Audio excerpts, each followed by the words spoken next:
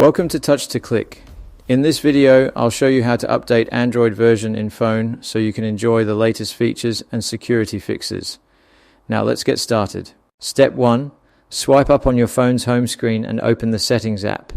This is where you control all system options and manage your device. Step 2. Scroll down and tap on About Phone, then tap on Software Update. This section shows your current Android version and checks for any available updates. Step 3. Tap on Download and Install at the top of the screen. Your phone will search for the latest Android update available for your device. Step 5. Check the update information shown on the screen.